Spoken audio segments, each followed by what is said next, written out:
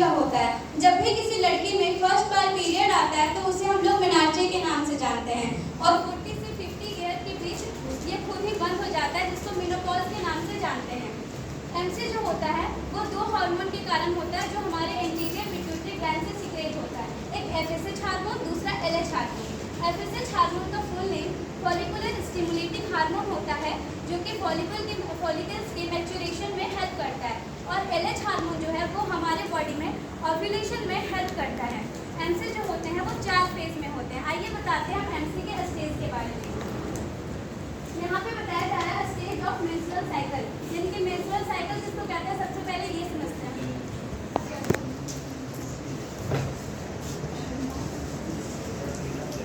सबसे पहले हम जानते हैं मेंस्ट्रुअल साइकिल किसको कहेंगे।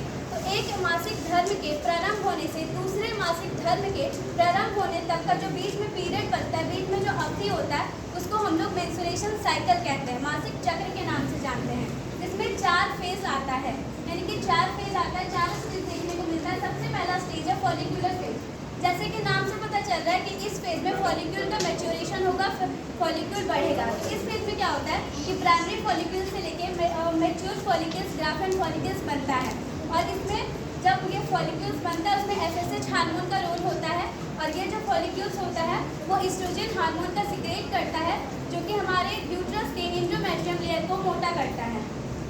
उसके बाद फिर आ जाता है ये जो पीरियड होता है ये 5 से 6 दिन का होता है। ये जो पीरियड होता है वो 7 से 8 दिन का होता है, फॉलिकुलर फेज। इस फेज में क्या होता है, फॉलिक्यूल मैच्योर होता है। उसके बाद जो 14वां दिन आता है हमारा, उस दिन ओव्यूलेशन होता है। इस दिन क्या होता है कि एलएच हार्मोन पिक पे हो जाता है, जिसको हम लोग एलएच सर्ज के नाम से जानते हैं, और एलएच हार्मोन का बहुत ज़्यादा सिक्रेशन से 14वें दिन हम लोग का पीरियड होता है, ओव्यूलेशन होता है, और फिर से अंडा का रिलीज होना ही ओव्यूलेशन कहलाता है। तो ये हम लोग का 14वां दिन होता है, और ये 1 से 2 दिन का फेज होता है जिस दिन ओव्यूलेशन होता है।